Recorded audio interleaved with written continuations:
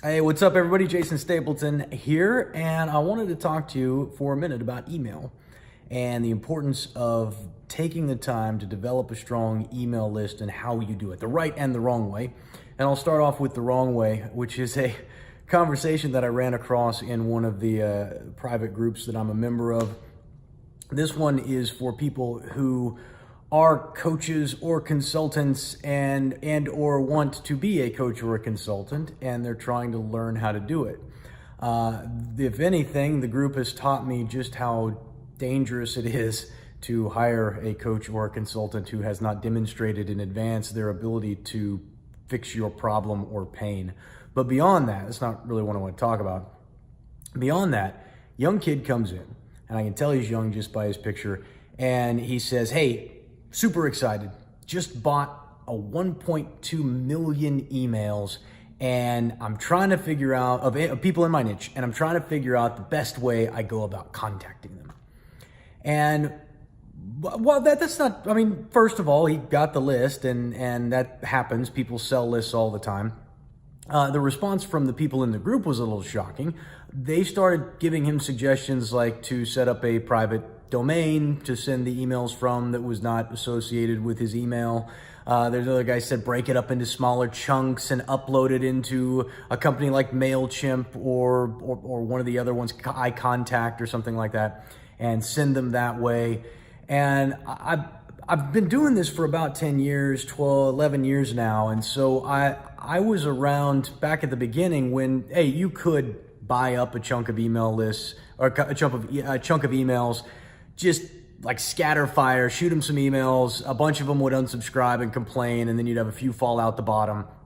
And that would be your healthy list. So you buy 30,000 emails and you'd end up with 5,000, which were actually good people who were interested a little bit in what you had to say.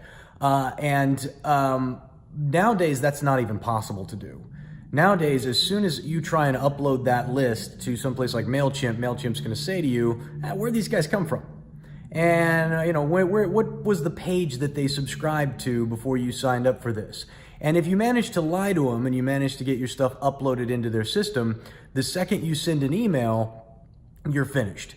Because they really value their ISPs, and if they get a large spam complaint rate, if there are big bounce rates, if there are large unopens, all of that hurts deliverability. All of that reflects negatively on their business.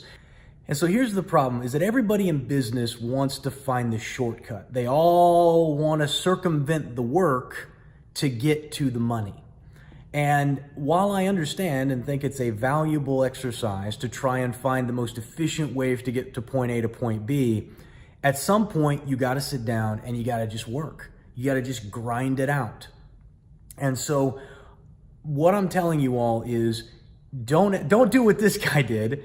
Be very careful who you listen to in terms of advice. And finally, if you want to build a good relationship, email has been for several years declining in terms of open rates, and because everybody is sending a lot of email now. It doesn't mean email isn't an effective way to market or sell. It just means it's becoming more competitive and you have to be better, which means you have to do a better job of establishing a personal relationship with the people who are on your list. And guys, that just takes time.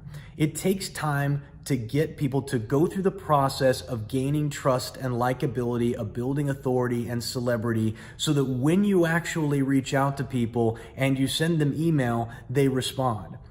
The best way I have found to do this is just simply never contacting your list via email, via videos like this, without providing value.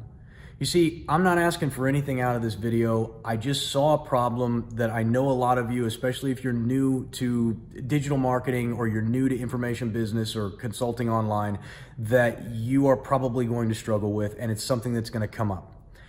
And I want you guys to know, hey, don't do it this way. You're going to waste a lot of time and money. Spend the time, develop the relationship, focus on providing value to others first, and then what happens is the money just kind of comes. It's a paradoxical effect that happens when we focus on just getting the money never seems to show up. When the sole focus is the money always seems to be elusive.